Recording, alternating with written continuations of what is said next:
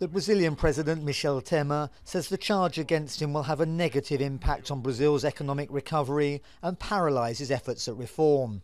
He's accused of accepting nearly $5 million in bribes from the giant meat company JBS to resolve their tax issues and free up loans, charges he denies. Onde estão as provas concretas? Where is the concrete evidence that these monies were received? They are non-existent.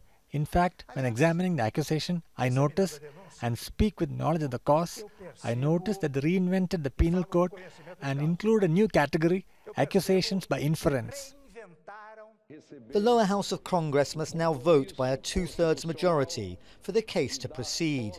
The president says he has sufficient support for that not to happen. The president is very anxious. He wants to present his defense because he knows he is not guilty. And in reality, this harms the country. The opposition remains adamant that it will.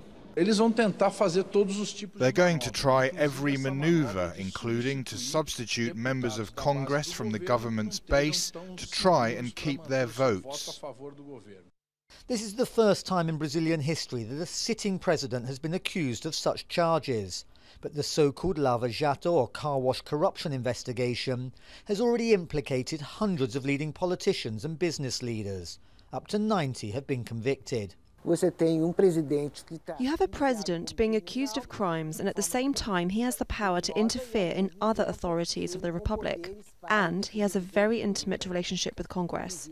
Several senators and deputies are in the same boat as him, and they're locked in a drowning embrace, holding on to each other in order to protect themselves and avoid prosecution. Meanwhile, ordinary Brazilians can only look on in bewilderment, wondering how many of their politicians are tainted. This is a time of profound embarrassment in our country because the person in charge doesn't answer in the same way as ordinary people. Any normal person that commits a crime goes to jail, but those with money don't.